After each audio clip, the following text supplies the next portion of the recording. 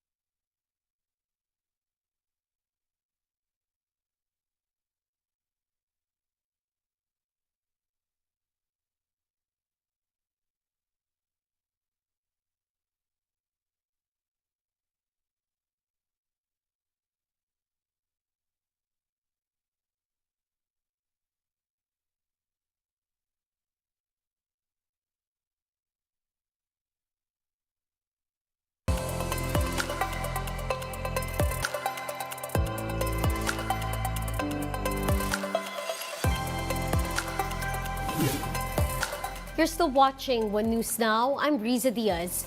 Comelec logs more than 1 million aspiring vets who have filed their certificate of candidacy for the October 30 polls. As of Saturday morning, over 85,000 individuals have filed for Punong Barangay, while nearly 640,000 filed to be a member of Sangguniang Barangay. For Sangguniang Kabataan, about 75,000 submitted their COCs to be a chairperson and around 380,000 wanted to be a member. The COC filing in Metro Manila and Abra will end on September 4, while submission in Ilocos Norte ends tomorrow. For the rest of the country, the COC filing will end today at 5 p.m.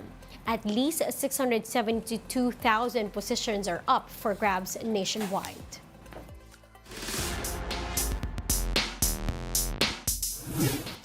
Gilas Pilipinas will try to clinch its first win in the FIBA World Cup as it faces China tonight. Denise Tan with the report. Gilas Pilipinas entered the game against South Sudan needing to sweep their classification games in the FIBA World Cup. But when the game started, South Sudan had other plans. Right from the get-go, the African squad immediately got their offense going, nailing 6 three-pointers. Zhang is open on the other side, drives it in, it's a three. They are terrific. Our Gilas boys were not able to keep up until the fourth quarter when the lead dwindled from 20 to just 5 points. And delivers! Brought to you by Smart. But in the end, South Sudan unleashed another rally to ice the game for good. Final score, 87-68. Carlique Jones was all over the floor for South Sudan with 17 points, 14 assists, and 9 rebounds. For Gilas, Jordan Clarkson once again top scored with 24 points. Tough one again. I feel like I'm coming back saying the same thing. Tough game. We're playing hard. Fight. That's all I can say right now. The team is competing. With the loss, Gilas' chances of getting an automatic spot in the 2024 Paris Olympics is gone. Japan won their second 2023 World Cup game against Venezuela, giving them a wider edge among Asian countries to notch the Olympic berth. The Philippines, meanwhile, has one game left against China. Gilas is currently at the bottom of Group M with a 0-4 record. Despite this, there's still a pathway for Gilas to get to the Summer Games through the FIBA Olympic qualifying tournament. But this will be much harder and trickier as they will go up not just against Asian teams but also squads from Europe, Americas, and Africa. Meanwhile, national team coach Chot Reyes took blame for Gilas' disastrous World Cup campaign. The team was dubbed one of the best Philippine teams ever assembled but has yet to register a victory. I've already said I'm really sorry that we were not able to deliver, and I take full accountability. I take full responsibility. This was a time for us to win, to execute. The learning is supposed to be, it was supposed to happen way back. Reyes added that the morale is low now, but they will still focus on the next game. Regarding his future with the team, Reyes leaves his faith to the Samahang Basketball ng Pilipinas on whether he will be retained as chief tactician or not. You all know that I've already retired and left this job several times. But, you know, when I've been asked to come back, I could not turn my back to the call of service for country, for flag and country. As to what the future holds, it's up to the federation. They know my feelings. We're in constant communication. Gilas versus China will happen at 8 p.m. in the country's last matchup in this year's World Cup. The Philippines has been in full basketball mode since last week after setting a record attendance to kick off the FIBA World Cup. Now witness the country's journey in securing the co-hosting stint along with Indonesia and Japan with sa wakas, FIBA sa Pinas. Catch it here on One News and One Sports later at 6:30 p.m. The host of the 2019 FIBA Basketball World Cup is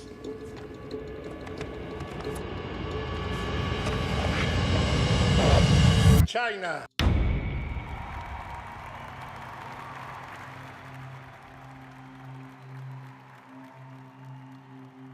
We felt bad. We went back to the hotel with Chairman MVP. We were, I guess, drinking ourselves with our own sorrows at the time and saying, wow, sayang. Yeah, it was heartbreaking, and they gave me a plaque to thank me for the Philippine participation. FIBA did so. Yeah. We did not let go of the dream. And then now, we're hosting it.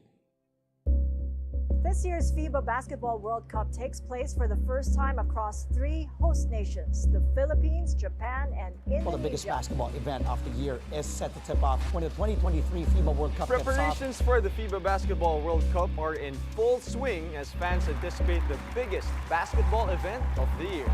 Determination lang. Magic eh. It was just magic. There was a lot of blood, sweat, and tears because the country's reputation, our people's reputation, were at stake. We can't fail the Philippines.